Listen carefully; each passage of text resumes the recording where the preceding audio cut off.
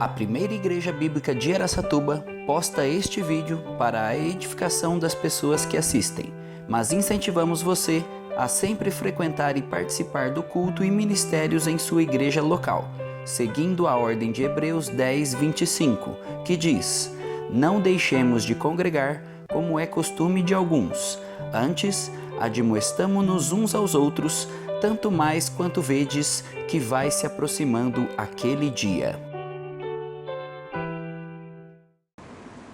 Boa noite. É um prazer estar aqui. Quero agradecer ao Daniel, ao Anse pelo convite. Estou muito feliz de estar aqui e de poder participar com vocês dessa conferência, tratando desse assunto, crianças firmadas na rocha. É um desafio para mim falar sobre isso, mas ao mesmo tempo, mais do que um desafio, ou junto com o desafio também, é um privilégio poder falar disso. E eu quero contar para vocês algumas histórias. Então a primeira história que eu quero contar é quando eu tinha mais ou menos 7 anos de idade. Os meus pais aceitaram um desafio de irem para um campo missionário no interior de São Paulo. E a primeira estratégia que eles tiveram nesse campo missionário foi trabalhar com crianças. E eu lembro que a minha casa era uma casa cheia de crianças. E era uma casa cheia de crianças por conta das brincadeiras que eram feitas ali para atrair as crianças, para mantê-las e para de alguma maneira também evangelizá-las. Então a minha infância foi viver numa casa cheia de crianças, com um grande objetivo de poder pregar o Evangelho para essas crianças. Nessa cidade eu cresci, eu trabalhei nessa cidade, eu fui estudar nessa cidade, mas obviamente, mesmo vivendo nesse ambiente cristão, evangélico, onde o objetivo dos meus pais e de quem os enviou para lá era pregar o Evangelho para as crianças, tudo que eu não conheci foi o Evangelho. E aí chegou aquele momento difícil da vida, que é o momento da faculdade. E eu lembro que eu estava lá no 3º ano do ensino médio, e os meus amigos estavam falando assim: eu vou fazer direito. E enquanto eles falavam, eu vou fazer direito, eu pensava, eu vou fazer errado. Eu não vou fazer nada direito, eu vou fazer tudo ao contrário. Tinha lá um amigo que queria fazer medicina, o que queria fazer odontologia, o outro que queria fazer ciências, o outro que queria fazer letras, e eu não queria nada. Eu achava que não precisava de nada. Mas eu fui levar uma pessoa para fazer o vestibular, e numa cidade perto da cidade que eu morava, e quando eu cheguei naquele lugar, eu passei em frente à universidade, na universidade estava escrito assim: Faculdade de Filosofia, Ciências e Letras. Sim, já sei, vou fazer filosofia. E aí, obviamente, eu estava ali, entrei na faculdade. E estava no período de inscrição, eu sabia disso, falei assim: olha, eu quero me inscrever para o vestibular de filosofia. E a pessoa falou assim: não, mas aqui não tem filosofia. Eu falei assim: mas como não? A faculdade chama Faculdade de Filosofia e não tem filosofia? Eu disse: não, é que filosofia aqui está dentro do curso de pedagogia. Eu falei assim: ótimo, então vou fazer pedagogia. Eu quero me inscrever para pedagogia. Agora, eu fazia ideia o que era pedagogia? Alguém aqui faz pedagogia? Já fez? Alguém aqui pretende fazer? Lá, ok. Então, eu falei lá para aquela secretária: eu quero fazer pedagogia, então, já que dentro de pedagogia tem filosofia, eu quero me inscrever. Me inscrevi, paguei, obviamente, era uma faculdade particular, passei em 7º lugar, e aí chega o primeiro dia de aula. E eu, desnorteado do que era pedagogia. E quando eu entro na sala, um monte de mulher. E eu fiquei pensando: meu Deus, ou vai ser tudo de bom ou tudo de ruim aqui, né? Era muito... Mas depois que eu entrei na sala, eu vi que tinha outros 3 perdidos na sala. Tinha um que estava fazendo pedagogia porque era ciumento e estava acompanhando a namorada. Tinha um mais ou menos como eu, que queria fazer alguma coisa e achou que pedagogia era legal. E tinha um que nem eu, nem ele sabia o que ele estava fazendo lá. Então essa foi a realidade do fazer pedagogia. E gente, eu tinha que ter feito pedagogia. O curso foi se tornando interessante. Foi se tornando interessante porque realmente tinham lá as conversas filosóficas.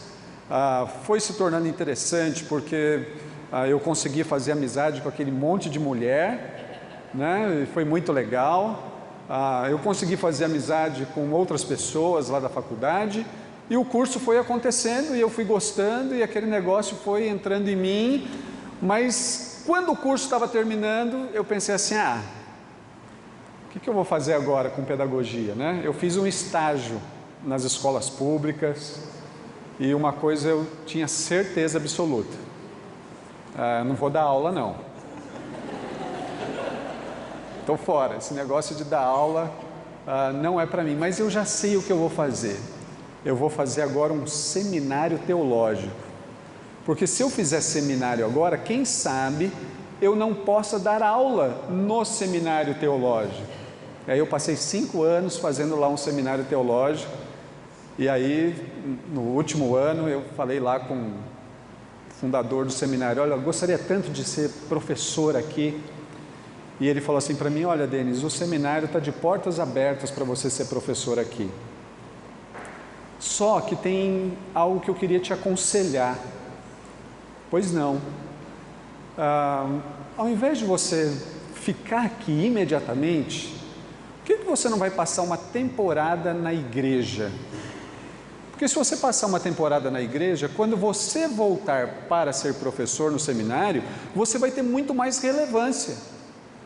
E como eu respeitava aquela pessoa, respeito até hoje, eu falei assim, então, fazer o quê, né? Tudo que eu não queria era ser pastor, tudo que eu não queria era igreja.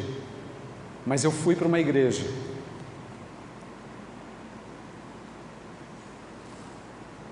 E aí as coisas parece que começaram a fazer algum sentido. Fiquei pastoreando lá por 4 anos. E aí ele falou assim para mim, você não quer voltar para o seminário? Eu falei assim, de jeito nenhum. Sou um pastor. Imagina esse seminário, nem pensar nisso. No final de 2008, um amigo meu me ligou e ele falou assim para mim, Denis, a minha igreja tem uma escola. Eu disse, escola? E o que você espera de mim? Eu espero que você venha aqui e dê um jeito na minha escola. E eu falei assim, bom, eu dar um jeito numa escola, vai ser divertido esse negócio. E eu aceitei. E eu fui para uma escola em 2008, meu cabelo era pretinho, e eu era bem mais bonito há 11 anos atrás. E aí eu fiquei naquela escola de 2008 até dezembro de 2018, cuidando de tudo que diz respeito a uma escola, mas numa área que era a área dos meus sonhos. E que é a área dos meus sonhos, que era a área de pensar educação. A área de pensar educação para um bebê. E aquela escola era uma escola que recebia crianças a partir dos 6 meses e as conduzia até o 3º ano do ensino médio. Então, meu grande desafio era pensar o que a gente faz com um bebê no berçário. O que a gente faz, por exemplo, com as crianças da educação infantil? O que a gente faz com as crianças do ensino fundamental? O que a gente faz com as crianças do ensino médio? Então, eu passei 11 anos pensando em educação e oferecendo algo que pudesse fazer sentido e diferença para as crianças. Mas a educação tem vida útil. E eu comecei a perceber que aquilo para o que eu tinha sido chamado, eu estava desviando completamente o foco, mas eu entendi que aqueles 11 anos naquele lugar, eles só foram possíveis porque um dia eu estava passando na frente de uma universidade. Se eu não tivesse passado lá na frente daquela universidade, se eu não tivesse lido o que eu li, se eu não tivesse conversado com quem eu conversei, eu jamais teria tido todas essas experiências. E eu estou contando isso pelo seguinte: talvez você veio aqui por muitos motivos. Não tinha nada para fazer nesse final de semana. Fui porque alguém falou que eu tinha que ir. Se eu fosse ir até os sorteios, eu poderia ganhar um livro. Então, eu acho que eu vou. Eu vim porque a minha igreja falou para eu vir. Mas eu queria que a gente começasse a entender que Deus, Ele vai cuidando da nossa vida, mesmo que a gente não tenha uma percepção tão correta e tão clara do que Ele está fazendo. Ele vai cuidando dos detalhes, Ele vai encaixando as peças. É como se a gente fosse um grande quebra-cabeça, e Deus vai colocando essas peças em cada lugar, para que lá na frente então Ele saiba de que maneira Ele quer nos usar, de que maneira Ele quer trabalhar conosco. Minha infância foi importante, minha experiência na escola foi importante, mas eu diria que a minha maior experiência tem sido a experiência de ser pai. E o que eu vou falar aqui para vocês, nesses encontros que a gente vai ter, tem a ver exatamente com isso, com a experiência de ser pai, os medos que eu tenho, os temores, as crises que eu tenho, e de que maneira Deus tem ajudado a mim e a minha esposa a resolvermos isso. Então, essa é a primeira história que eu queria contar para vocês. Eu quero ler um texto bíblico, depois nós vamos orar, e eu vou compartilhar coisas que eu tenho descoberto com vocês. Então, primeiro, abre aí a sua Bíblia, por favor, no Evangelho de João. Evangelho de João, capítulo 15.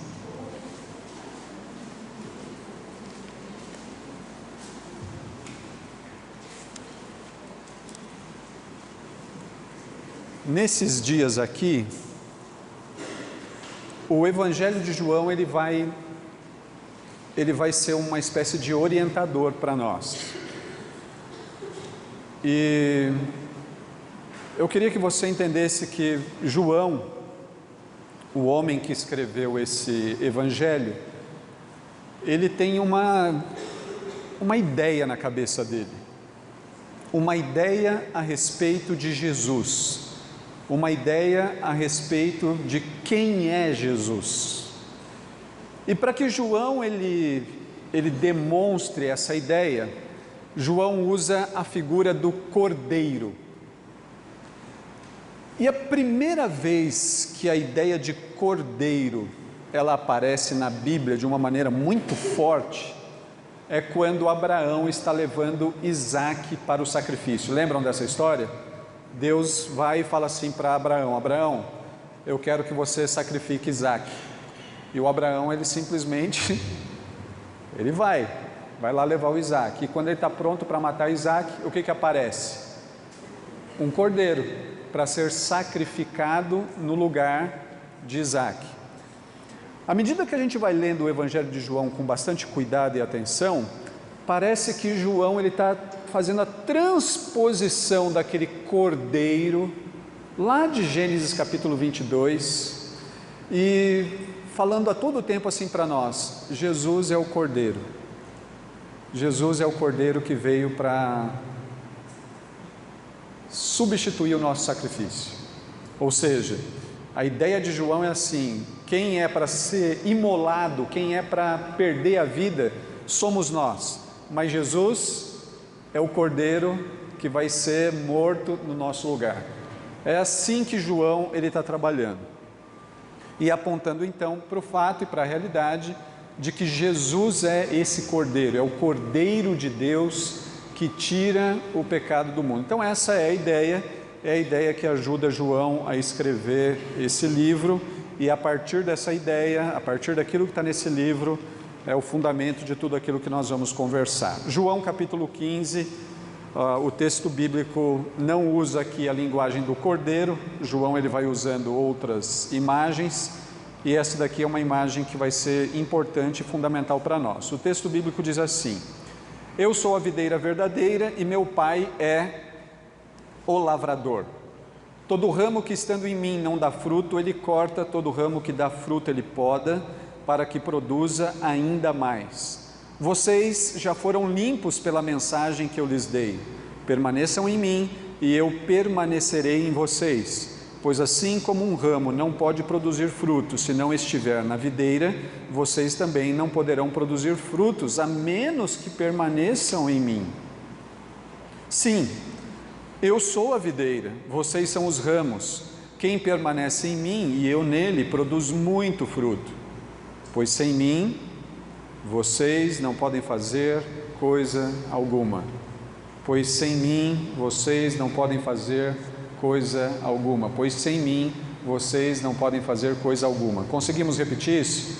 Pois sem mim, vocês não podem fazer coisa alguma. Agora só as meninas. Pois sem mim, vocês não podem fazer coisa alguma. E os meninos? Pois sem mim, vocês não podem fazer coisa alguma. Gente, eu me senti no meio de um trovão aqui agora. Pois sem mim. Todos juntos agora. Pois sem mim, vocês não podem fazer coisa alguma. Quem não permanece em mim é jogado fora, como um ramo imprestável e seca. Esses ramos são ajuntados num monte para serem queimados, mas se vocês permanecerem em mim e as minhas palavras permanecerem em vocês, pedirão o que quiserem e isso lhes será concedido. Quando vocês produzem muitos frutos, trazem grande glória a meu Pai e demonstram que são meus discípulos de verdade. Eu os amei como o Pai me amou. Permaneçam no meu amor. Quando vocês obedecem aos meus mandamentos, permanecem no meu amor. Assim como eu obedeço aos mandamentos de meu Pai e permaneço no amor dele, eu lhes disse estas coisas para que fiquem repletos da minha alegria. Sim, sua alegria transbordará. Este é o meu mandamento: amem uns aos outros como eu amo vocês. Não existe amor maior do que dar a vida por seus amigos. Vocês serão meus amigos se fizerem o que eu ordeno. Já não os chamo de escravos, pois o Senhor não faz confidências a seus escravos. Agora vocês são meus amigos, pois eu lhes disse tudo o que meu Pai me disse. Vocês não me escolheram, eu os escolhi. Eu os chamei para irem e produzirem frutos duradouros, para que o Pai lhes dê tudo o que pedirem em meu nome. Este é meu mandamento: amem uns aos outros. Vamos orar?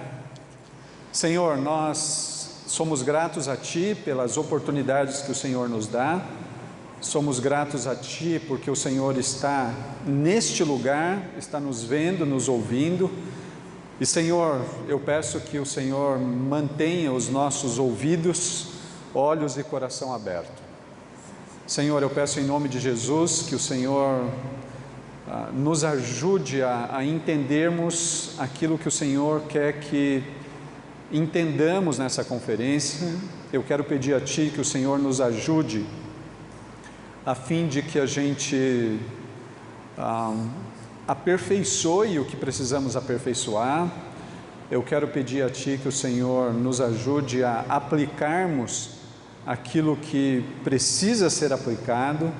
Mas Senhor, eu peço em nome de Jesus, que o Senhor nos ajude a entendermos de todo o nosso coração que nós não podemos fazer nada sem o Senhor. Então, por favor, Deus, eu peço em nome de Jesus que o Senhor nos torne convictos dessa realidade, de que não podemos fazer nada sem o Senhor. Senhor, por favor, nos deixe firmados nessa realidade de que nós não podemos fazer coisa alguma sem o Senhor. Então, Pai, eu peço que isso entre no coração de cada pai, mãe. Peço que isso entre no coração de cada avô e avó. Eu peço que isso entre no coração de cada líder de ministério. de cada apoiador do Ministério Infantil. Eu peço que isso entre com muita eficácia e com muita eficiência no coração de cada pessoa que está envolvida com o Ministério Infantil dentro de suas igrejas. Então, por favor, Senhor, em nome de Jesus eu peço a Ti, nos ajude a entendermos isso, de que não podemos fazer nada sem o Senhor. Eu peço isso por mim e por cada um aqui em nome de Jesus. Amém e amém. Muito bem, queridos e queridas, nós vamos começar a nossa conversa e essa daqui é a minha família. Então, Kátia, a banguela ali do meio é a Zoe e eu, essa é a nossa família, pequenininha, mas é a nossa família. É com a Zoe que eu tenho aprendido um monte de coisas, e um monte de coisas importantes. Antes da Zoe chegar, eu tinha uma convicção, e a convicção que eu tinha era a convicção de que 3 decisões na nossa vida exigem fé. Quais são elas? 3 decisões da nossa vida que exigem fé. A salvação. A gente só vai ao Senhor por meio da fé. O casamento. E por que o casamento? Quando uma pessoa se casa, vocês vão em casamento? Quem vai em casamento aqui, levanta a mão. Obrigado, algumas pessoas vão, obrigado, mas vão. Você já parou para pensar? Geralmente quando eu vou no casamento eu fico pensando assim, como é que esses dois sabem que vai dar certo o casamento deles? Qual é a garantia que o casamento vai dar certo? Não tem. Não tem. Eu estou começando a descobrir que eu estou ficando velho. E por que eu estou descobrindo isso? Em 99, meu primeiro ano de seminário, eu fui fazer estágio numa igreja.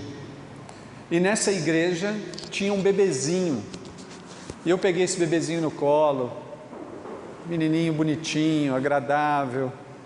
Esse bebezinho está com 20 não sei quantos anos e há um mês atrás ele falou assim para mim, tem como você fazer meu casamento? Assim, meu Deus, envelheci.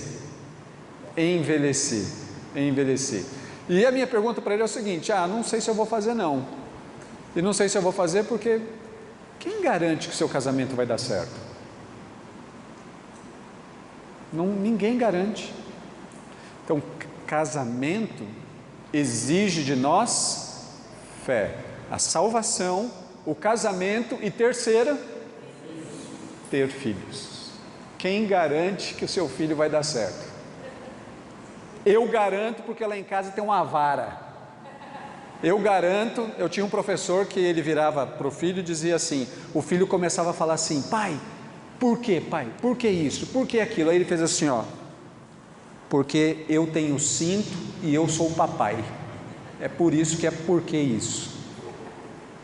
Ele garante então que vai dar tudo certo, porque eu tenho um cinto, porque eu tenho uma vara, vai dar certo porque eu tenho a melhor técnica, vai dar certo porque eu estou na melhor igreja. Nada disso garante, gente. Então, a salvação, o casamento e ter filhos exigem de qualquer pessoa fé. Não tem jeito, exige fé. E a gente tem descoberto isso de uma maneira muito interessante com a nossa querida Zoe. A Zoe, ela tem nos desafiado muito. E quando eu olho para essa foto foi tirada 15 dias atrás aqui em Araçatuba mesmo. E é foto de família de Facebook, né? Rindo, olha lá que sorriso bonito, a Zoe, banguela, sorrindo.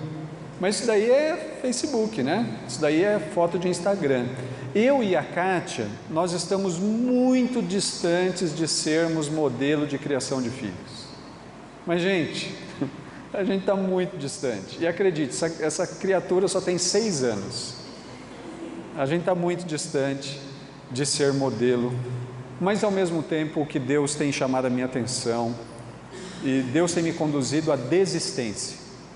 Eu já desisti de ter cases de sucesso para oferecer para as pessoas. Já desisti disso. Quando eu cheguei lá em Itajubá, eu tinha 28 anos de idade e não tinha barba.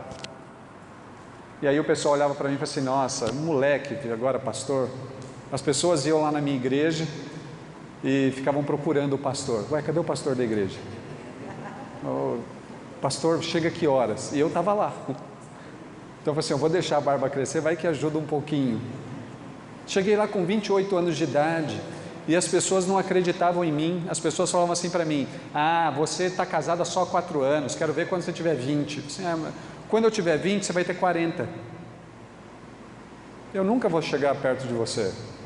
Ah, você fala isso porque você não tem filhos. É verdade, quando eu tiver filhos, os seus vão ser jovens. Eu nunca vou chegar perto de você. Então eu desisti de ter cases de sucesso. Eu comecei a confiar mesmo de que eu tenho que olhar para as Escrituras e entender que a autoridade é a autoridade das Escrituras e não a autoridade das minhas experiências, a autoridade das coisas que deram certo, das coisas que de uma certa maneira estão acontecendo. Então eu e a Kátia, nós estamos muito longe de sermos aí os modelos de sucesso na criação de filhos.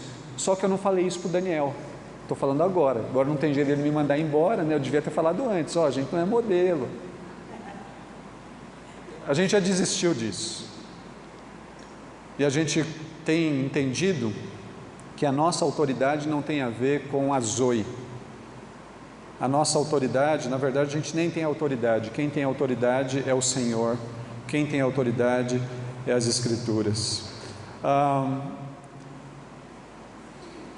A Zoe ainda nem terminou a infância, gente. Ela tem 6 anos. Então a gente não sabe como que é ser pai de adolescentes. A gente tem alguns vislumbres, mas a gente não sabe exatamente o que vai acontecer.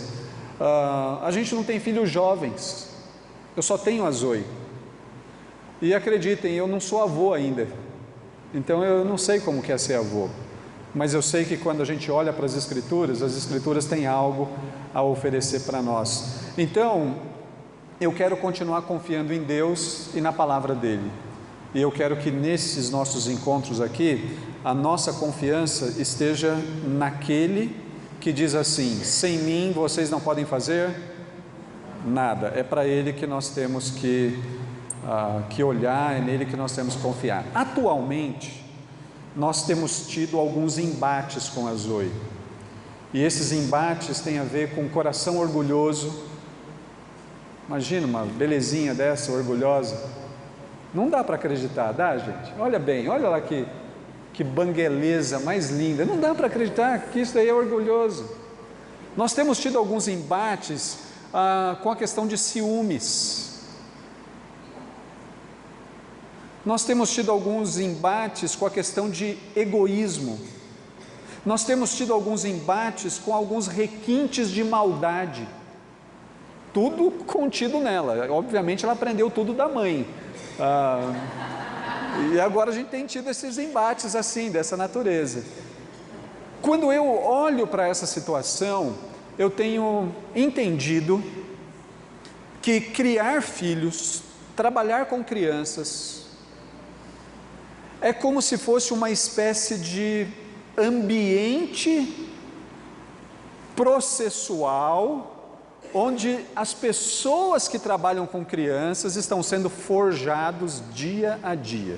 Quantos aqui são pais na janela 414? Ótimo. Quantos aqui trabalham, não são pais, mas trabalham com essa faixa etária? Ótimo. Quantos aqui são líderes de ministério dessa faixa etária? 414. As pessoas estão se repetindo. Então é o seguinte, você que não tem filho nessa idade, você que não é líder desse ministério, acredite, criar filhos, trabalhar com crianças é um laboratório onde os adultos são forjados. O meu primeiro ano lá na escola, tinha um menino, ele me deu uma mordida no braço e eu tenho a cicatriz até hoje. E eu era o diretor da escola. Como é que uma criança morde o diretor? É porque ele já tinha mordido todo mundo.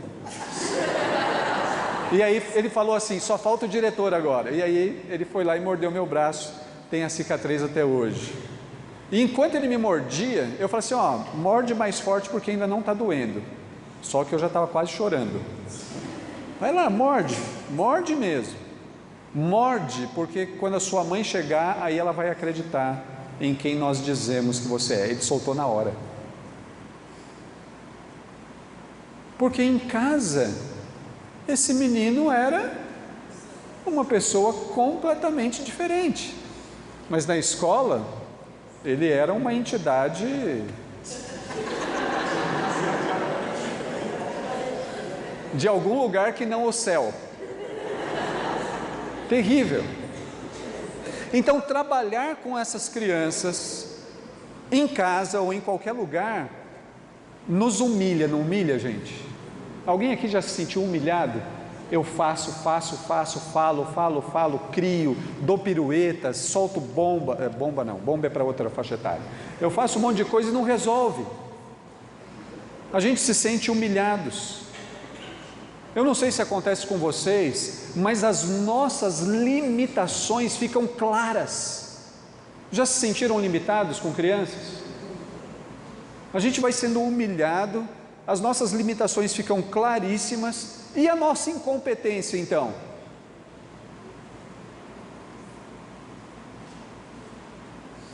Trabalhar com crianças é um ambiente, sem dúvida nenhuma, onde a gente fica humilhado, aonde as nossas limitações ficam ressaltadas e sem dúvida nenhuma as nossas limitações ficam claras. Então eu vou fazer um curso. Você pode fazer 1 bilhão de cursos. Depois que você fizer 1 bilhão de cursos, você chega lá e fala assim, puxa, ainda tenho limitação. E aí, gente, sabe o que é bom disso tudo?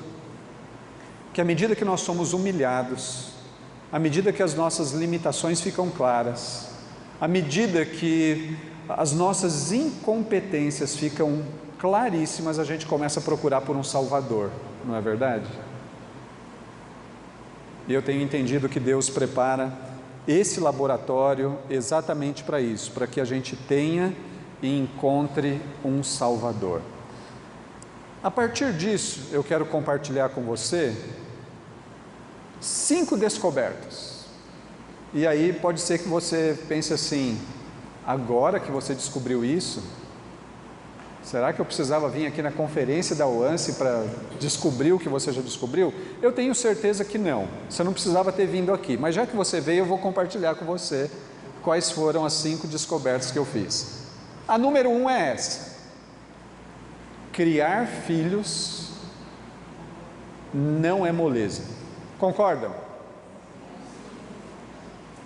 Independente da idade, não é moleza. A Zoe, ela nasceu e ela só foi dormir uma noite inteira quando ela tinha 3 anos.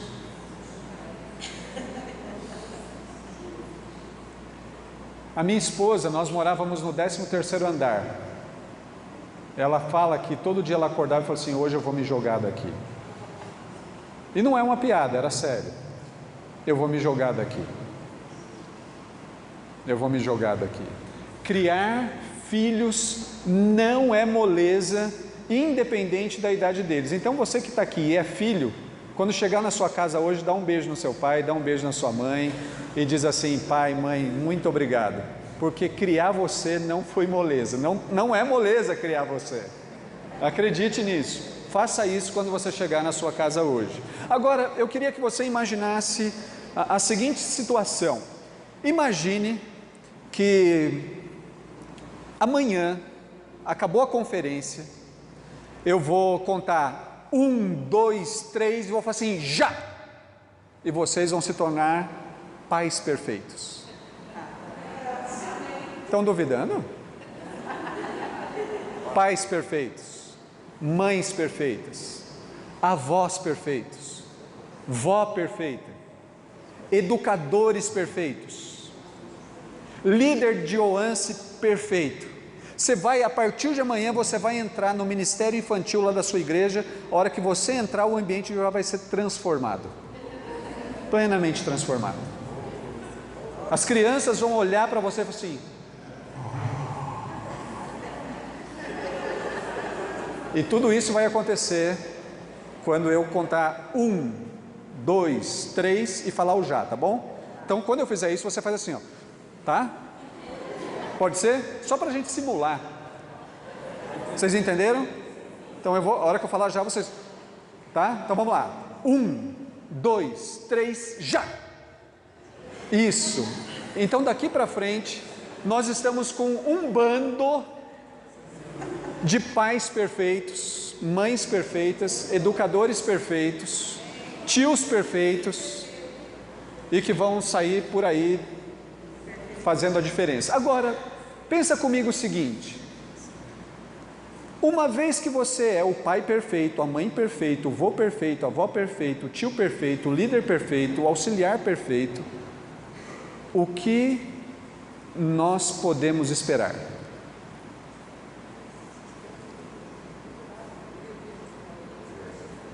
Filhos perfeitos, não é verdade?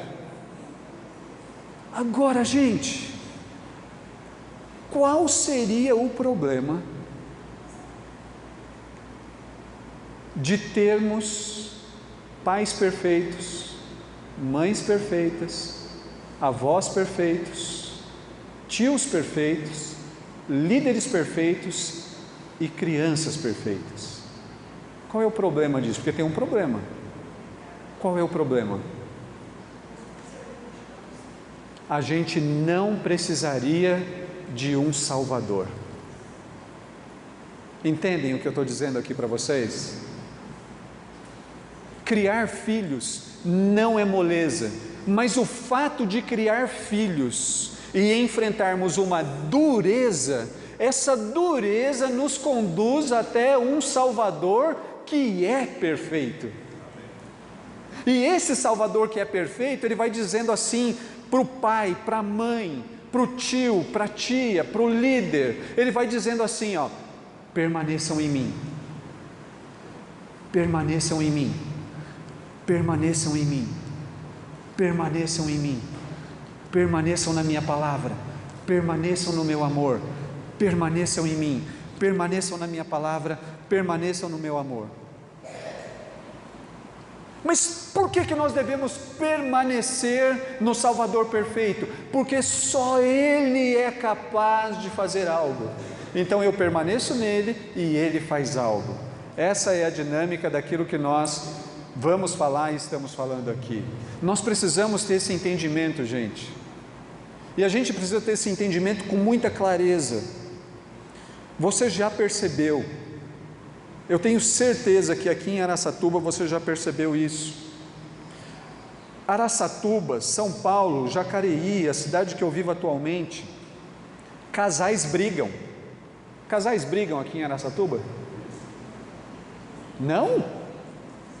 Briga? Briga? Dá pau. Aqui também dá. Gente, vocês já perceberam que nós pecamos? Alguém aqui peca? Pastores, ó agora, hein? Olha aí. Nós pecamos, nós somos desleais, nós somos grosseiros. Esse é o mundo que a gente vive.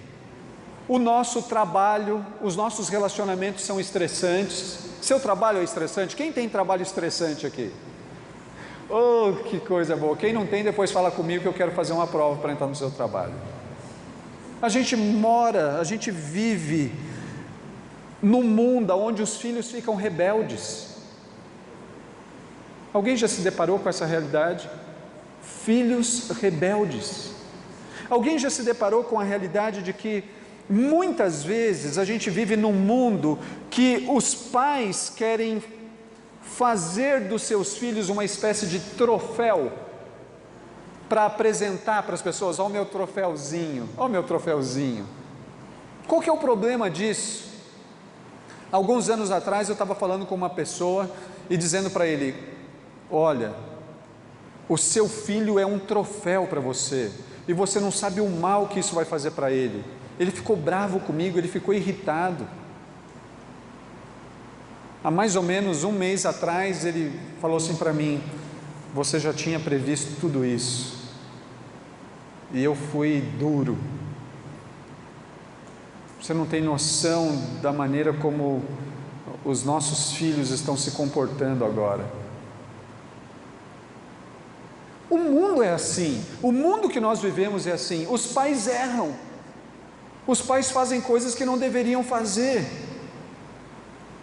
O mundo que a gente vive é um mundo onde a criança é uma coisa com os pais e é uma coisa completamente diferente na escola. Acontece isso aqui em Araçatuba? Quantos pais não iam falar comigo lá na escola e falavam assim: esse não é o meu filho? E eu dizia: é verdade, esse não é o seu filho, esse é o nosso aluno. Acredite, pai, o seu filho é diferente do nosso aluno. As crianças, de alguma maneira, elas colocam uma máscara. E aí eu pergunto assim para você: quem ensinou isso? Alguém ensinou o filho a fazer isso? Alguém aqui ensinou? A gente não ensina, ou pelo menos a gente não ensina abertamente os filhos a fazerem isso. Esse é o mundo que a gente vive, é um mundo cheio de contradições, é um mundo cheio de doideira. Agora, de novo, eu quero insistir aqui com vocês, que essa descoberta de que criar filhos não é moleza, eu acredito do fundo do meu coração que Deus usa tudo isso para que a gente dependa dEle, porque senão a gente iria ser autossuficientes na criação dos filhos, na condução de ministérios.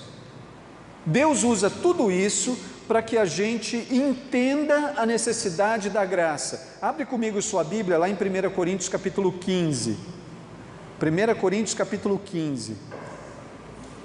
É um texto muito bacana, e eu fico pensando, ainda bem que criar filhos não é moleza, porque criar filhos sendo dureza, o dia que o meu filho, o dia que a minha filha for iluminada, o dia que ela responder à graça, eu não vou poder dizer assim: está vendo como eu sou bom, está vendo como eu sou nota 10, está vendo como as minhas fórmulas deram certo? Não!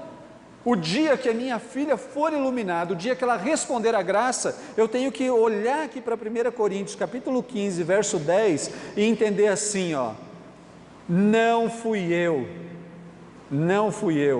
o que agora sou, porém, deve-se inteiramente à graça de Deus, graça que Ele derramou sobre mim, e que não foi inútil. Trabalhei com mais dedicação que qualquer outro apóstolo, no entanto não fui eu, mas Deus que em sua graça operou por meu intermédio. Gente, olha o que o apóstolo Paulo está dizendo. Obviamente aqui o contexto não é de criação de filhos, o contexto aqui é de plantação de igrejas, o contexto aqui é de fundação de igrejas, de doutrinação de igrejas. E o apóstolo Paulo está dizendo então o seguinte: olha, está vendo aquela igreja lá em Tessalônica, está vendo aquela igreja lá em Éfeso, está vendo aquela igreja lá em Colossos, está vendo aquele monte de igreja lá na Galácia? Não fui eu, mas foi a graça de Deus atuando em mim, me usando como instrumento. Queridos, criar filhos não é moleza, ainda bem que é dureza, porque quando os nossos filhos, as nossas crianças forem iluminadas, a gente pode dizer: não fui eu, mas foi a graça de Deus. Criar filhos não é moleza, criar filhos não é moleza. Segunda descoberta, talvez ela seja uma descoberta ofensiva, mas é essa daqui: Deus é soberano e nós somos as ferramentas que Ele usa no processo. Deus é soberano. Mateus, no capítulo 11, vá comigo até lá. Mateus, Evangelho de Mateus, capítulo 11, o verso 27. Jesus, ele chama a nossa atenção para algo importante para nós que somos pais, para aqueles que trabalham com crianças. O texto bíblico diz assim: meu Pai me confiou todas as coisas. Ninguém conhece verdadeiramente o Filho a não ser o Pai. E ninguém conhece verdadeiramente o Pai a não ser o Filho e aqueles a quem o Filho escolhe revelá-lo. Uau! Deus é soberano. Então você está dizendo deles que é Deus quem escolhe revelar, é Jesus quem escolhe revelar o Pai para as crianças? Sim, é isso que eu estou dizendo. E aí você poderia pensar assim: ufa, que bom saber disso, porque agora eu vou até sair do ministério Kids, do ministério infantil lá da minha igreja, já que é Deus que faz, agora eu estou de vida boa. Calma, Deus faz, é Jesus quem revela o Pai para as crianças, mas queridos, Jesus, Deus usa pessoas, usa cada um de nós, homens e mulheres, jovens, trabalhando no ministério, para ser a espécie de meio, de canal, de ferramenta, de instrumento. Estão entendendo isso? Queridos, entenderam o que eu disse aqui? É Deus, é Jesus quem revela o Pai. Mas Deus, Jesus escolheu ferramentas para que isso acontecesse, pessoas. Ele vai usar pessoas como instrumento, como ferramenta, para que o Pai seja revelado. Se a gente não entender desse jeito, se a gente confiar apenas na primeira parte ali, Deus é soberano, não precisa de kids, de ministério infantil, não precisa de OANSE, não precisa de nada, todos nós iríamos andar na direção do fatalismo. E a gente só não caminha na direção do fatalismo porque Deus decidiu nos usar como ferramentas dentro da igreja. Quem aqui está dentro da igreja mesmo? Levanta a mão. Está lá, cuidando de crianças, certo? Então, domingo, se tem lá o Kids na sua igreja, se você for trabalhar lá, entenda assim, ó: eu sou a ferramenta de Deus nesse ministério. Amém? Ah, querido, se amenzinho assim está muito amém. Amém. Quando você está indo lá para o ministério da sua igreja, ou quando você está cuidando do seu filho, vá com a seguinte convicção: eu sou a ferramenta de Deus aqui. Amém? Amém. Se você não for com essa convicção, você vai ter alguns problemas. Primeiro, você vai ficar descabelado, achando que tudo depende de você. Você vai morrer, vai ter um infarto lá no ministério infantil, tomara que não seja nesse domingo, mas você vai ter algo dessa natureza. Você vai querer desistir, vai querer ir embora. Se você achar que é só Deus, domingo você nem vai na igreja. Mas se no domingo você pensar assim: eu vou porque eu sou a ferramenta de Deus ali, eu tenho a convicção de que você vai começar a perceber o ministério de um jeito diferente. Amém? Amém? Agora,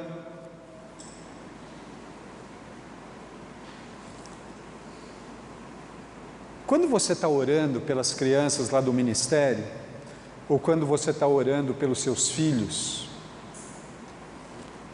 o que tem na sua agenda de oração? Eu escrevi aqui na minha agenda, ó: Senhor, que a Zoe seja obediente.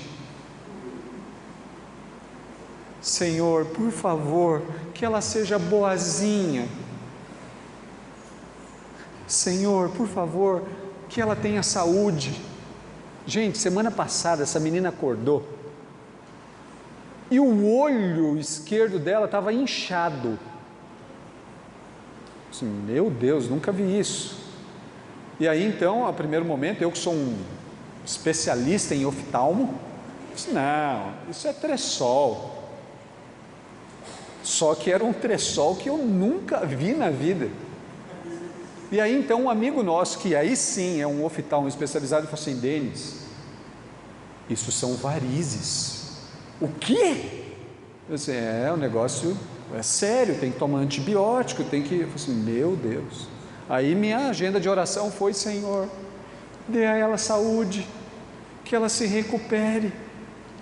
Outras vezes eu oro assim, Senhor, por favor, que a Zoe seja educada, que ela coma de boca fechada, que ela respeite os mais velhos, Senhor, que ela respeite a professora. Outras vezes eu oro assim, Senhor, por favor, que a Zoe ela passe de ano, Senhor. Senhor, por favor, que a Zoe passe na universidade. Eu queria tanto que ela estudasse em Harvard. Então, Senhor, por favor, que ela passe, que ela seja aceita lá. Quem aqui ora por essas coisas também? Poucos, né? Ainda bem que eu tenho gente aqui que compartilha comigo. Mas, gente, tudo isso que eu estou dizendo aqui, sem dúvida nenhuma é motivo de oração. Mas eu comecei a reparar que eu oro muito pouco para que eu seja a ferramenta de Deus na vida da Zoe. E eu queria convidar você a acrescentar isso na sua agenda de oração. Você trabalha com crianças lá na sua igreja, aqui na sua igreja, você trabalha com crianças em outros locais, talvez seja professor, você tem filhos. Quantas vezes você tem se colocado diante do Senhor e falado assim, Senhor, me usa na vida dele, me usa na vida dela, me usa na vida deles. Senhor, o Senhor é soberano, é Jesus quem vai revelar o Senhor para minha filha, mas Senhor, me dá o privilégio de eu ser esse instrumento para as minhas filhas. Queridos, acrescentem isso na agenda de oração de vocês. Quanto você, pai, mãe, avô, vó, quanto você tem orado para que você seja esse instrumento, essa ferramenta de Deus na vida do seu filho, do seu neto, do seu sobrinho. Quanto você tem orado, quanto você tem colocado o joelho no chão e pedido, Senhor, por favor, Senhor, revele o Pai para o meu filho. Senhor, por favor, Senhor Jesus, revele o Pai para aquelas crianças com quem eu trabalho. Quanto tempo você gasta orando por isso? E eu quero pedir e insistir para você, ore por isso, porque Deus é soberano, mas Ele usa você como ferramenta na vida dessas crianças. Estão entendendo isso, gente? Às vezes a gente gasta muito tempo preparando a melhor aula, separando os melhores materiais. Nós gastamos muito tempo preparando o melhor programa, mas quanto tempo a gente está dedicado a orar, dizendo assim, Senhor, usa a minha vida na vida do meu filho, na vida daquelas crianças. Você e eu, você que trabalha com crianças, você que tem filhos, você é o instrumento, você é a ferramenta que Deus usa na vida dessas crianças. Amém? Então, queridos, não desprezem isso, isso é fundamental. Bom, vamos lá para o terceira descoberta. Nosso objetivo precisa ser o coração. Nosso objetivo precisa ser o coração, e talvez você tenha que avaliar algumas coisas, e talvez principalmente você pai, você mãe. Então eu quero fazer 3 perguntas para vocês, anotem aí. Pergunta número 1.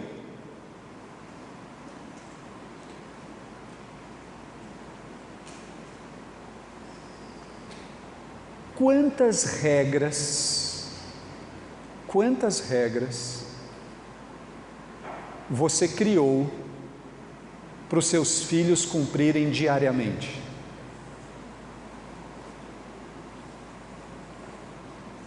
Quantas regras você criou para que os seus filhos cumpram diariamente?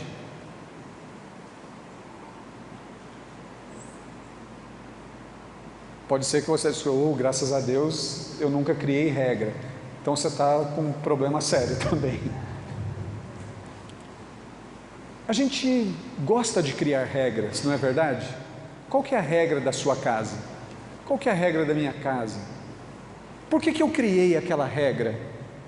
Segunda pergunta então é assim: quantas coisas você faz ou fez? Ou quantas coisas você promove para os seus filhos? Aí eu estou pensando assim, por exemplo, você promove que ele estude numa escola particular cristã. É você que promove. Escola particular tem que ter um patrocinador, não tem? Geralmente pais são os patrocinadores. Você promove isso. Por que você paga a escola particular para o seu filho? Por que você, além de pagar a escola particular, você paga a escola particular cristã para os seus filhos? Eu estou pensando em coisas assim. Alguns pais já descobriram que escola cristã é uma roubada. E aí os pais agora descobriram o homeschooling. E pais patrocinam o homeschooling. Sabem o que é isso? É ensinar crianças em casa. E o Brasil tem dado algumas brechas para isso. Tem bastante gente no Brasil fazendo isso. Por quê? Por que a gente promove isso? Talvez eu esteja pensando aqui e lembrando de um amigo no ano passado, que ele falou assim para mim: Denis, meu filho vai estudar lá no seu colégio, ele vai estudar de manhã. Que horas que ele sai lá? Ele vai sair provavelmente 1h20. Entra às 7 e sai 1h20. Período grande. Sara, qual que é o horário que você estuda? Das 7h10 até meio-dia e meio. Lá era das 7 a 1h20. E aí esse meu amigo falou assim para mim: depois que ele sair de lá, eu vou colocar ele numa aula de luta. Legal. Quanto tempo? 1 hora. E depois que ele sair da aula de luta, eu vou criar um programa para que ele vá para a biblioteca. Legal. E depois que ele sair para a biblioteca, eu e ele, nós vamos fazer um curso de culinária juntos. Opa! E depois do curso de culinária, aí ele vai ter 1h30 para fazer a lição de casa. Assim, lição de casa lá no colégio precisa de 3 horas por dia. Então vai ser melhor. Aí eu fiquei pensando assim: por que a gente faz tudo isso? O que tem por trás das regras? E essa então é a terceira pergunta: quais são os objetivos de tudo isso? Quais são os objetivos das regras, dos programas, das coisas que nós promovemos? Para que a gente faz tudo isso? E gente, atenção, olhem para mim. Escola particular cristã tem o seu lugar, é uma bênção. Quem pode fazer o homeschooling, está capacitado para isso, ótimo, glória a Deus. Quem pode criar uma agenda para os seus filhos, ótimo, glória a Deus, que ótimo, que maravilha. Mas eu e você talvez tenhamos que responder: por que a gente tem a regra que temos? Será que nas regras que temos, a gente não está tentando ser o salvador dos nossos filhos e o salvador das nossas crianças? Estão comigo, gente? Estão aqui ainda acordados? Às vezes a gente tem tanta coisa, tantas coisas boas, simplesmente porque a gente quer, porque queremos ser os salvadores dos nossos filhos. É igual aquilo lá do pai perfeito, da família perfeita, do tio perfeito. A gente está protegendo tanto as nossas crianças, Agora, sabe qual que é o resultado de tudo isso? Frustração. Porque aí a gente descobre que lá na escola cristã, a gente não dá conta. As pessoas chegavam assim para mim e falavam assim: pastor Denis, como que é lá na sua escola? Eu falei assim: olha, Se eu te contar, você nem vai querer matricular seu filho, então é melhor, deixa para lá. Não, você está brincando? Eu disse, não. Lá tem um monte de gente. Tudo que eu estou falando é até dezembro de 2018, tá? Agora, depois que eu saí de lá, a escola ficou outra, gente. Agora é uma escola transformadíssima. Mas até dezembro de 2018, tinha meninos e meninas que davam muito trabalho. Tinha um filho de crentes que queriam ser gays. Tinham meninos que tiveram que ser expulsos porque levaram drogas para dentro da escola. Estou falando de uma escola cristã. A escola cristã não é o Salvador. E talvez, então o homeschooling será. Ele não vai ser. Aquele meu amigo com aquela agenda para o filho dele, não vai ser. Não vai ser. E quando a gente se depara com a realidade de que não está sendo, a gente fica frustrado. E uma vez que nós ficamos frustrados, o que a gente faz? Há 15 dias atrás, um casal me procurou e falou assim: Pastor Denis, o que eu faço com meu filho? Eu falei assim, posso te dar uma sugestão? Eu vim aqui para você dar a sugestão, dá logo. Estuda a primeira carta de João com ele. Abre aí a sua Bíblia, 1 João. Esse pai e essa mãe conversando comigo, eles foram falando tudo isso. Eles estudam na escola cristã. A agenda deles é cheia. A gente dá tudo o que eles querem. Nós fazemos o melhor para eles. Mas agora eles estão andando por um caminho que está deixando a gente triste, frustrado, magoado. Sim, olha, 1 João capítulo 3, verso 9, o texto bíblico diz assim: aquele que é nascido de Deus não vive no pecado, pois a vida de Deus está nele. 1 João 3, 9. Comece a estudar a Bíblia com seu filho. Começa a confrontar o seu filho a partir dessa realidade. Quem é nascido de Deus não vive no pecado, pois a vida de Deus está nele. 1 João capítulo 4, verso 4, o Espírito que está em vocês é maior que o Espírito que está no mundo. Os nossos filhos, as nossas crianças precisam do Espírito de Deus. Só o Espírito de Deus é capaz de protegê-las das influências desse mundo mau. O Espírito de Deus é maior do que a escola cristã, é maior do que o homeschooling. O Espírito de Deus é maior do que uma agenda lotada. O Espírito de Deus é muito mais eficaz do que a nossa melhor supervisão. Eles precisam do Espírito de Deus. Seu filho precisa disso, ele não precisa das milhares de cursos e de aulas. 1 João capítulo 5, verso 4. Quem é nascido de Deus vence o mundo. Queridos, eu acredito de todo o meu coração que se nós preenchermos todos os espaços do coração dos nossos filhos, das nossas crianças, com o Evangelho de Jesus Cristo, não vai ter espaço para o mal. Mas a questão é que nós estamos preenchendo não o coração, nós estamos preenchendo uma agenda. E quando nós preenchemos a agenda, o mal vem junto com a agenda. Então, vamos fazer o seguinte: você não precisa deletar a agenda, você não precisa tirar o seu filho da escola cristã, você não precisa parar de fazer homeschooling, mas você tem que encher o coração do seu filho com o Evangelho. Você tem que encher o coração das crianças com o Evangelho. Você tem que acreditar lá em Paulo, dizendo para a igreja de Éfeso, no capítulo 6, de 10 a 18, você precisa vestir o seu filho com a armadura de Deus. Isso vai fazer bem para ele, vai fazer muito bem para ele. Talvez nós queiramos ser os salvadores dos nossos filhos. Talvez a gente esteja querendo ser os salvadores dos nossos filhos no lugar de Jesus.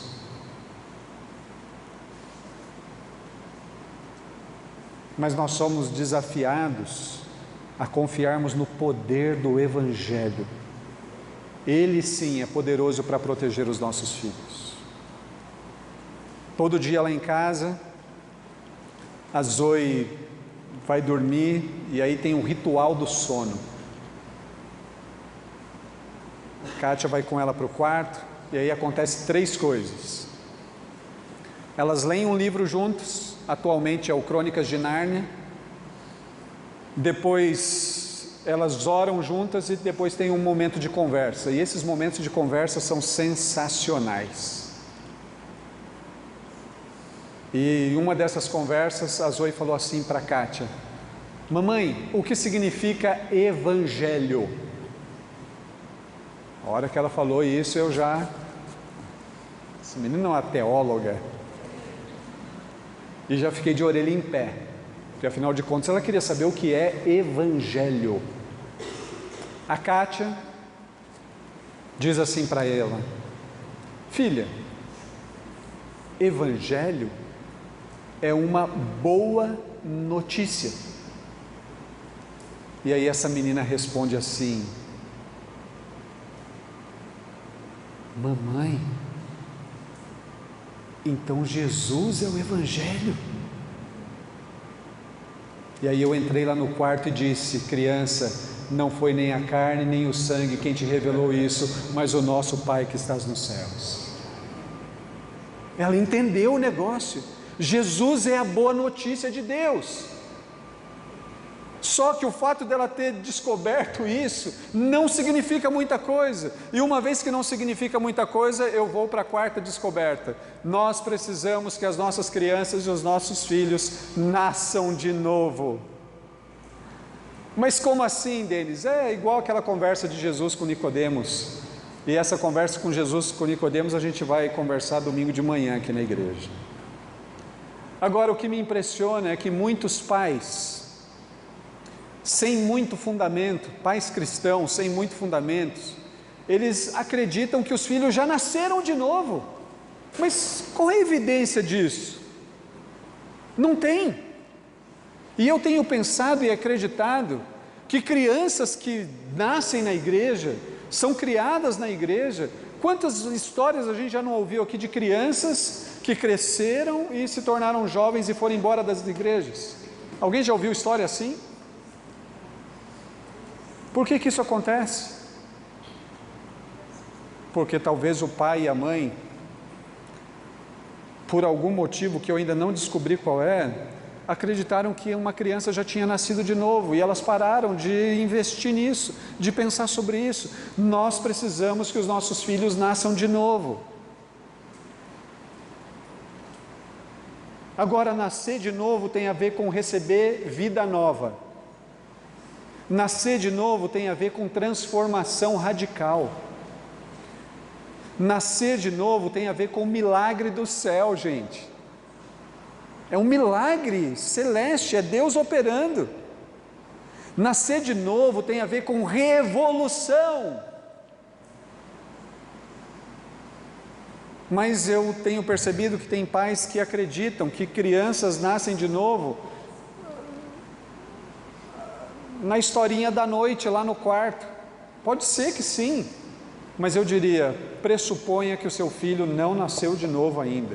Pressuponha que aquela criança com quem você trabalha não nasceu de novo, e pregue o evangelho para ela todos os dias.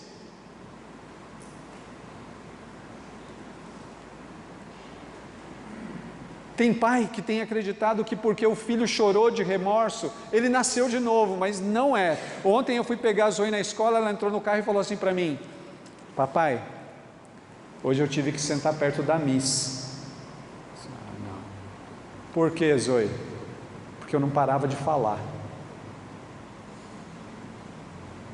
Aí eu começo a pregar o evangelho para ela, né? E aí o evangelho para ela é assim: quem criou a Miss? Papai do céu. E uma vez que o Papai do céu criou a Miss, e você está conversando na hora da aula, o que isso significa? Significa que eu não estou respeitando nem a Miss e nem o Papai do céu. Sabe como que é o nome disso, Zoe? Sei, papai. Pecado. Aí ela começou. E agora, você vai me corrigir?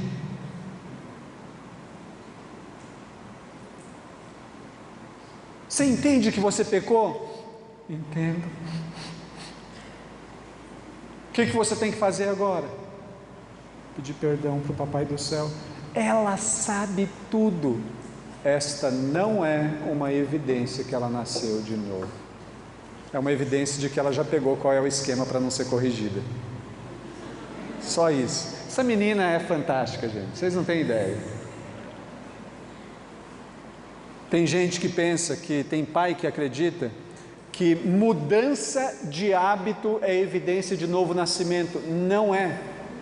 Ah, o meu filho era sedentário e agora ele está fazendo esportes. Até o não crente se tocou que não pode ser sedentário. Acredite nisso, gente. Ah, meu filho tomava muita Coca-Cola e agora só toma suco. Isso não é evidência de que nasceu de novo. Acreditem. Ah, meu filho dormia tarde, agora ele está indo dormir cedo. Isso não é evidência de que ele nasceu de novo. A evidência de que o seu filho nasceu de novo é essa daqui, ó. Fome de Deus, fome de santidade, fome de obediência, fome de falar com Deus, fome de ouvir a Deus. Essas são as evidências de que aconteceu um novo nascimento. Eu queria que a gente pensasse na cruz ali. E queria que a gente entendesse, eu não sou tão criativo assim, mas aquelas setinhas para baixo são pessoas que estão andando longe da cruz. Num belo de um dia, elas ouviram uma mensagem e elas mudaram a direção. E notem que aquela é uma evidência de pessoas que passaram pela cruz. Mas, gente, nós não podemos passar pela cruz. Nós temos que permanecer ao redor da cruz. Se nós nos afastamos da cruz, nós temos um problema sério. Vocês entendem isso? O fato da gente ter anunciado algo não significa que isso é o todo, isso é tudo. Tem pessoas que estão simplesmente passando pela cruz. A cruz, Leonardo, vem aqui me ajudar a ser uma cruz. Olha, uma cruz como Leonardo, gente. Atenção, fica bem aqui, ó, por favor. Eu sou magro. Isso, exatamente. Magros servem para a cruz. Imagine que eu sou aquela pessoa que eu estou passando longe da cruz. Por algum motivo alguém me fala, alguém me conta, e eu falo assim, não, é a cruz. Então eu passo aqui, ó, chego próximo da cruz, mas continuo passando. E continuo passando. Olha a distância que eu estou da cruz. Isso não dá certo. A gente tem ouvido o evangelho assim, o evangelho que passa pela cruz, mas na verdade, a vida com Deus, a vida com Jesus tem que ser assim, ó, ao redor da cruz, próximo da cruz, muito próximo dela. Obrigado, Leonardo. Uma salva de palmas para o Leonardo, gente, uma excelente cruz. Entendem isso, gente? A gente tem que verificar se as crianças estão permanecendo na cruz. Elas não podem passar pela cruz. Elas têm que permanecer na cruz. Permaneçam em mim, permaneçam no meu amor. Permaneça, permaneça, permaneça, permaneça, permaneça. Quinta descoberta. Essa daqui é assustadora, mas foi uma descoberta que nós fizemos. Precisamos trocar de filho todos os dias. Todo dia a gente tem que trocar de filho. Alguém aqui está disposto a trocar de filho? Não, né? Ninguém disposto a trocar de filho? Mas a gente tem que trocar de filho todo dia. O que eu quero dizer com isso? Lá em casa é assim, ó. Zoe, Denis, Kátia e Deus. Deus lá na margem. Todo dia eu tenho que trocar de filho. Eu tenho que colocar o Filho de Deus no centro de todas as coisas.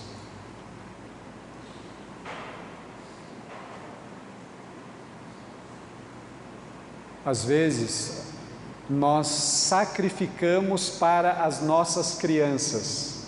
A gente sacrifica tempo, a gente vai sacrificando um monte de coisa. A gente sacrifica hora da leitura bíblica. Ah não, agora está na hora do desenho. Ah, então tá bom, vai lá, assiste o desenho, depois a outra hora a gente lê a Bíblia. Ah, agora está na hora de ir na igreja. Não, mas também está na hora de ir lá na competição. Ah, então vamos lá na competição. Competição não tem sempre. Nós sacrificamos para os nossos filhos, porque eles têm se tornado o centro de todas as coisas.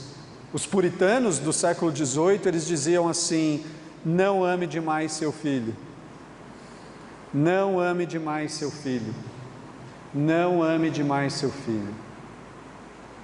E o que eu tenho aprendido, o que eu tenho descoberto, é que a gente precisa colocar o Filho de Deus no centro de todas as coisas. Porque quando o Filho de Deus é o centro de todas as coisas, a gente não se sente culpado quando dizemos não. Porque quando a gente diz não para o nosso filho, nós estamos dizendo não porque sabemos o que é maior e o que é melhor. Mas a gente só passa a ter essa ideia quando o Filho de Deus é o Filho que está no centro.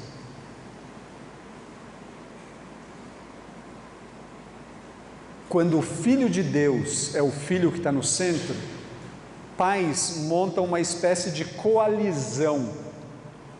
E por mais que eles não concordem com todas as variáveis, com todas as coisas, é o papai e a mamãe que está dizendo, não é só a mamãe, não é só o papai, é o papai e a mamãe. É uma coalizão. Para os pais aqui presentes, acreditem, o casamento de vocês é mais importante do que o filho de vocês. E se você não investe no seu casamento, talvez você vai chorar pelos seus filhos no futuro. O seu casamento é mais importante, e sobre o casamento ser mais importante a gente vai ver amanhã. O seu casamento é mais importante. Se você parar para pensar, vamos imaginar aqui que você, pai, casal, você teve filhos depois de 3 anos de casado. E aí então, vocês vão cuidar desses filhos até eles terem 25 anos de idade. No meu caso, eu vou cuidar da Zoe até ela ter uns 45. Mas você vai cuidar até ter uns 25. E aí eles vão se casar, eles vão embora e coisas assim. E vamos imaginar que Deus dê graça para os casais aqui, para que vocês casais permaneçam casados por 80 anos, amém? Oh, senti um amém das irmãs mais forte que dos homens, hein? Que Deus dê graça para vocês permanecerem casados por 80 anos, amém? Amém. Se essa for a equação, depois você faz a conta certinho lá na sua casa, você vai viver com o seu cônjuge por 50 anos. Só você e ele, por 50 anos. Você vai viver mais tempo com o seu cônjuge do que com os seus filhos. O seu casamento é mais importante. Agora acredite, se você investe no seu casamento, você gera um profundo impacto na vida do seu filho. Amém? Amém. Contei muita história, né? Mas essas eram as histórias que eu queria contar para vocês hoje. 5 descobertas que nós temos feito e Deus tem nos ajudado a confiarmos nisso. Criar filhos não é moleza. Deus é soberano e nós somos os instrumentos que Ele usa no processo. Nosso objetivo precisa ser o coração. Nós precisamos que os nossos filhos nasçam de novo. E finalmente, nós precisamos trocar de filho todos os dias. A minha expectativa para essa noite é que você terminasse essa noite pensando assim: nossa, não consigo fazer nada disso. Glória a Deus, se você não consegue fazer nada disso, porque aí você vai precisar de um Salvador perfeito para permanecer nele. Amém? Abaixe sua cabeça e vamos orar mais uma vez. Senhor Jesus, muito obrigado por essa noite e muito obrigado porque o Senhor é o Salvador perfeito. Peço a Ti em nome de Jesus que o Senhor nos dê força, que o Senhor seja a nossa força para a criação dos nossos filhos, para o cuidado das nossas crianças. Pai, em nome de Jesus eu quero pedir a Ti que nós tenhamos a convicção plena, perfeita, adequada, de que nós somos as Tuas ferramentas em casa ou nos ministérios com crianças. Por favor, Senhor, coloque isso no coração de cada pessoa que está aqui. Pai, em nome de Jesus, eu quero pedir a Ti que o Senhor nos ajude a trocarmos de filho todos os dias. Que o Teu Filho seja o Filho do centro. E que a gente confie de que o Senhor está fazendo a boa obra na vida das nossas crianças, na vida dos nossos filhos. Que o Senhor nos abençoe, que o Senhor nos guarde e que o Senhor nos conduza com a Tua mão poderosa para tudo aquilo que o Senhor nos chamou a fazer. É o que eu peço a Ti e agradeço em nome de Jesus. Amém e amém.